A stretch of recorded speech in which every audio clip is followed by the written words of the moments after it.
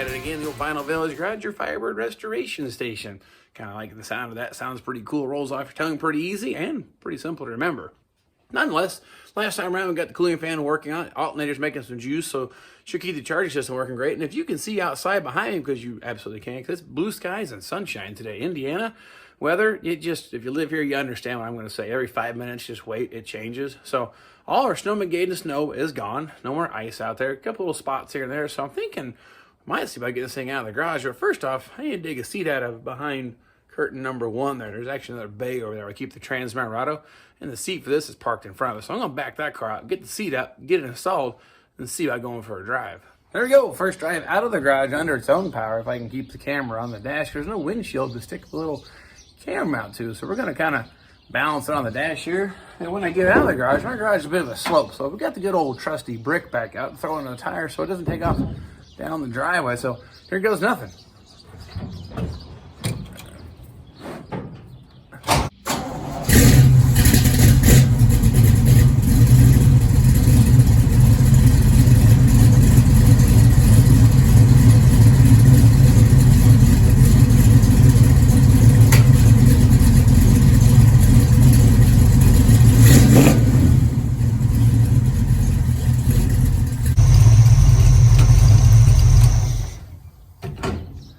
And brick. All right, I got it out. Get the old brick here under the tire. Because, like I said, the driveway's got a bit of an incline, but there you have it.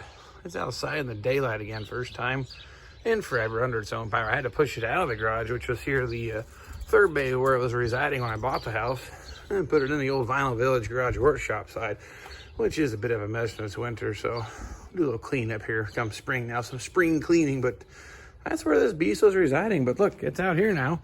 I'm gonna get it started up, let it run, make sure my cooling fan cycles, and then work on digging a seat out of in front of that car so I can put it in here, because trying to hit that clutch pedal on the brake, it wasn't working so good for me. So I'm thinking I need to put a seat in this before I go for a drive. So next thing, let this thing run, dig that thing out.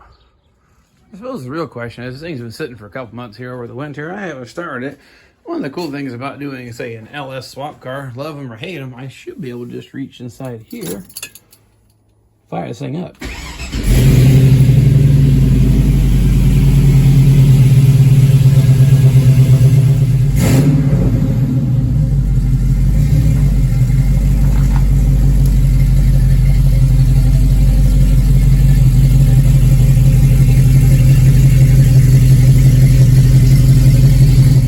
And if you haven't seen the Transmarado, shame on you for not watching the previous episodes. But this is the first car that I built here in the Vinyl Village Garage, and not the first car I ever built, but the first one completed here from beginning to end. And it was quite a rusty mess. You get a chance, check out the link up there and check this car out. So it's a pretty good resume, but I need to get the seats out. That's what I'm after next. Simple as that, get an LS car started. Either you love them or you hate them, but I actually love them. Was not an LS fan prior to this car, but definitely am now. This bay actually was when I bought this house, a 1973 Mach 1 Mustang in it. It's long since gone, but now this is where I keep all my parts. I have Pontiac shelves. I've got, way too much stuff up on the shelves here. But what I'm after, one of those two little gems right there. I need to put a little seat in that thing so I can hit the clutch pedal and work the stop pedal a whole lot more gooder. Yeah, I got the seat bolted in. It's been over 20 years since I've had my butt in that seat operating that steering wheel, but never moved one of those doohickeys in this car before, because I only had 2 pedals when I first drove it. So really looking forward to this, but kind of waiting for that cooling fan to cycle on. It's getting warm, but not quite there yet. And while we're waiting, I'll go ahead and play some music for you, because outside here in the real world, it actually sounds even a little bit better.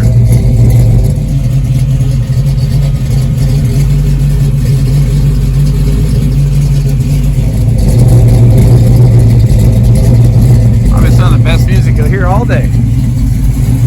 Well, I missed it actually turning on. I shut the engine off so you can hear the thing running, so it's definitely up to temperature. Fan switch cycle. We'll start it back up and let her cool down. Make sure that thing turns off, and then we're gonna go for a drive. Anyway, well, the cooling fan passed this test. The only hesitation I have now is just, do I want to drive this thing or not? It's actually a little intimidating. Haven't drove this car in quite some time, but I think we gotta just go for it. Let's go for a ride. Well, here goes nothing.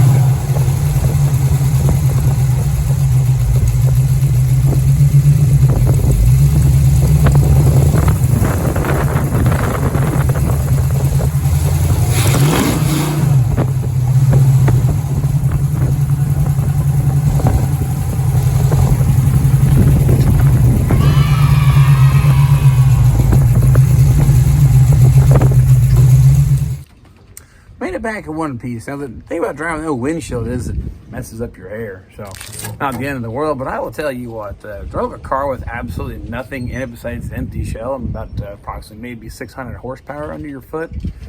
It's a bit much. You didn't put it in second gear. I did. It just stood on it with a core throttle, and it just about comes around on you. So this ought to be absolutely a wonderful toy to drive. So, but anyway, I'm going to drag you along for that journey. It's a whole heck of a lot of fun. Let's see if there's anything out of the ordinary under what should have been the hood. All right, well, first off, brick engaged so we don't roll down the driveway. Something kind of interesting I noticed when I was driving it.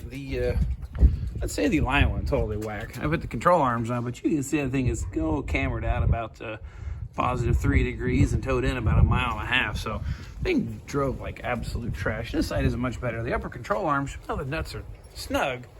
Well, let's just say they're not really doing a whole lot of good. The control arms didn't fall this way when operating. When I stood on it, the front end lifted up, they went clunk, clunk, clunk. So totally whacked up the alignment, but nothing leaking. Sounds pretty good.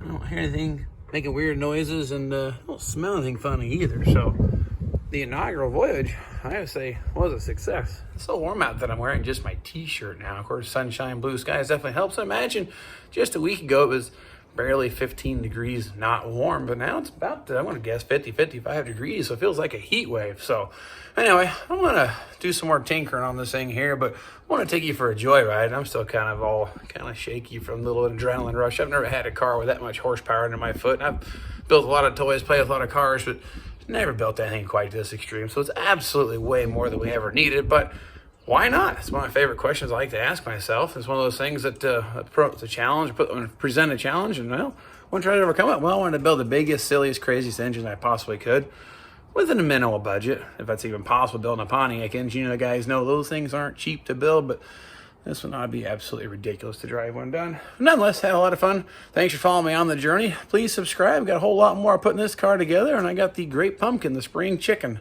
It's springtime, so I'm going to do some spring cleaning in the garage, get this place cleaned up because it is an absolute wreck. Then we're going to start working on the spring chicken. You know what that is? Well, it's the great pumpkin from a previous episode. Check it out. Look at the old history of the videos that we've posted here. And of course, I've got some other ideas happening. We're basically to the 1,000 subscribe mark, and we got some additions to the channel. So stay tuned. Please subscribe, share with your friends, and we'll see you next time.